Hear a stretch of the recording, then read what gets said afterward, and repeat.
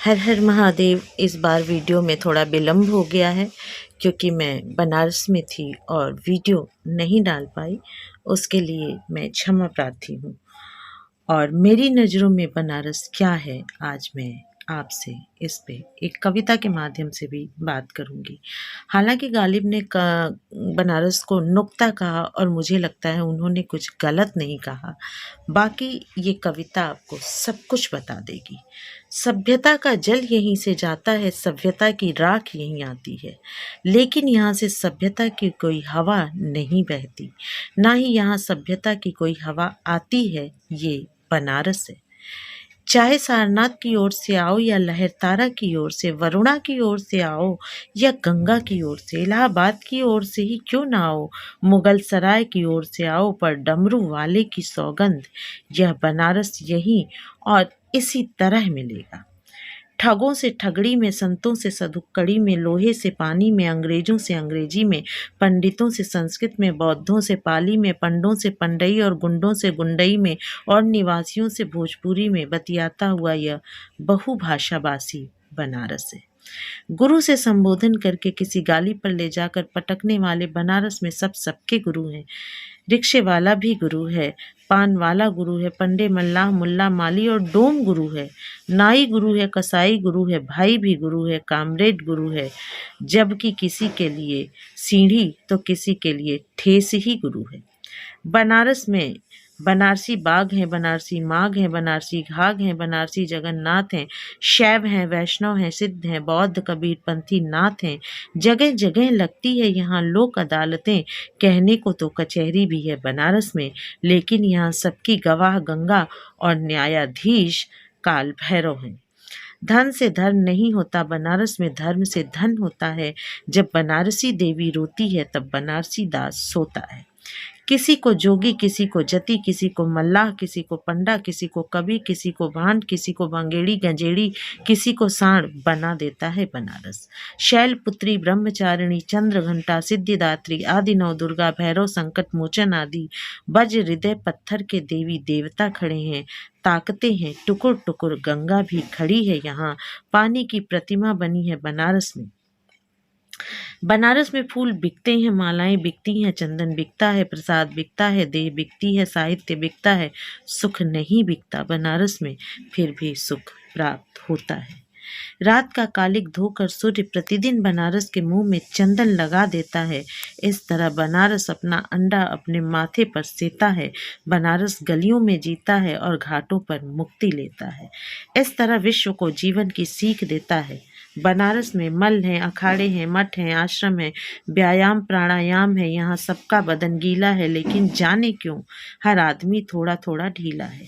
किसी बनारसी को परिचय पत्र की जरूरत नहीं होती। लगता है समूचा बनारस गंगा की केवल एक बूंद से बना है। मूल है गंगा, बनारस तना है। जो भी बनारस जाता है, कोई सिर के बाल, कोई जेब, कोई मन, कोई तन, अर्थात कुछ न कुछ खो कर आता है। और जब कोई यहाँ से जाता है, हरी झंडी की तरह बनारस अपने दोनों हाथ हिलाता है। बनारस उनके दिल में अपना परचम लहराता है। तो ये था हमारा बनारस पर एक भावना।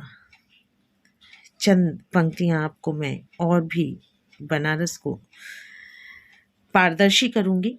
दुनिया के सबसे जीवंत नगर में, दुनिया के सबसे व्यस्त शमशान, सांडों के शहर का कोतवाल श्वान, काशी की करवट और गंग बीच धार, ठगी का ठीहा और फक्कड़ व्यवहार, दानी के दे और भिखमंगी थार, मुक्ति की गाय पर पंडा असवार, तिलक रोली चंदन का दैनिक व्यवहार भी नहीं छिपा सका ललाट के दाग, और कबीर की उलट बांसी हो गया बनारस, लेकर भी अपनी घाटों पर काव्य और दर्शन का अद्भुत समूह। तो शब्दों के ताने बाने में ये बनारस की रूह, आत्मा या आप जो भी समझे वो था।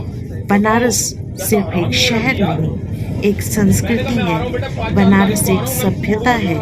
बनारस एक आध्यात्म है। बनारस एक मुक्ति है। बनारस एक धाम है। देखिए, कहने को कहते हैं कि बाकी शहरों में लोग जीवन जीने जाते हैं, बनारस एक ऐसा एकमात्र शहर है जहाँ लोग मृत्यु पाने के लिए सालों साल पड़े रहते हैं।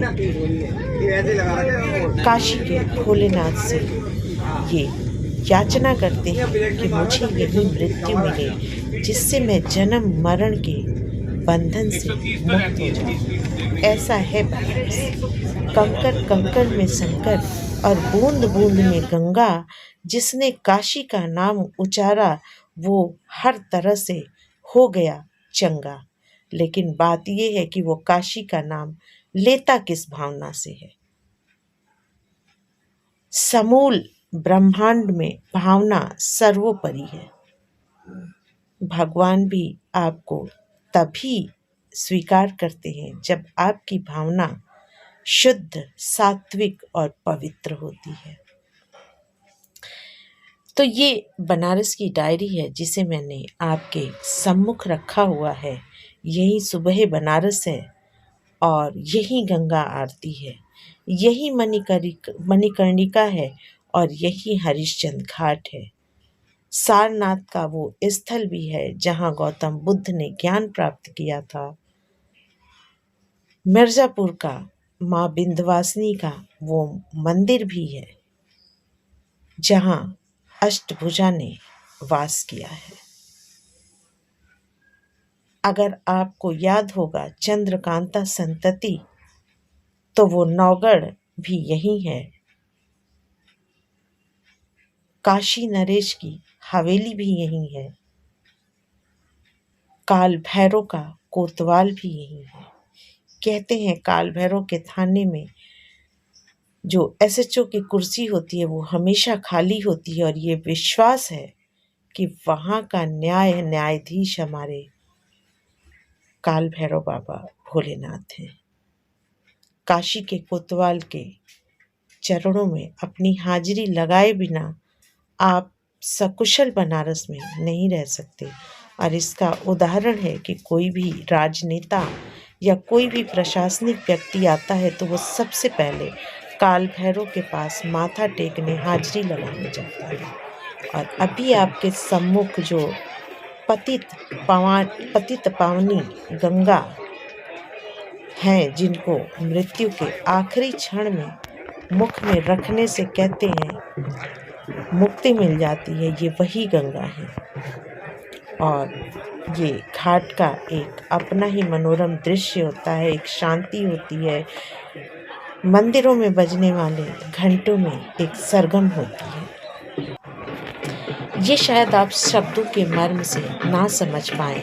इसको समझने के लिए आपको बनारस में रुकना होगा, बनारस को जीना होगा, बनारस को समझना होगा।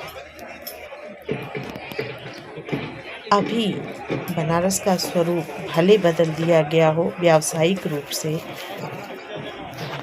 टेंट हाउसेस वगैरह, स्टीमर वगैरह यहाँ पे बनाई गई हैं, लेकिन अभी भी बनारस का स्पंदन वही है। बनारस में संवेदना वही है, बनारस में इंसानियत वही है, बनारस में काहो गुरु का हाल बा, ये शब्द वही है। हर कोई हर किसी का गुरु है, हर कोई हर किसी का शिष्य है, और ये सिर्फ बनारस में।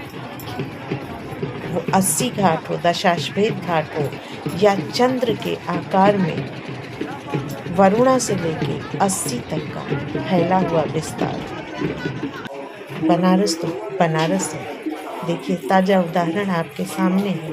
बदन पे भभूत लपेटे, गले में रुद्राक्ष की माला और सिर पे जटा बनाए हुए एक साधारण मनुष्य भी अपने आप में शिव को महसूस करता है। ये विदेशी महिला है जो कर्मकांड पूजा सीख करके यहाँ पे पूजन संस्कार कराती हैं। ऐसा है बनारस। और स्वाद के तो क्या कहने, मैं सब जगह देखी हूँ, लेकिन जो गोलगप्पा हमें बनारस में होता है वो मैंने कहीं और वो स्वाद महसूस नहीं किया। मलइयो हो, लस्सी हो, सुबह का नाश्ता पूड़ी सब्जी और जलेबी हो, या गुलकंद में डूबा हुआ बनारसी पान हो, एक अलग ही सुगंध, एक अलग ही स्वाद है। अंत में हमारे भोलेनाथ हैं, आपको दिख रहे हैं, इनके बिना सारी सृष्टि अधूरी है। ये दुर्गा कुंड का माता का मंदिर, तो मुझे लगता है कि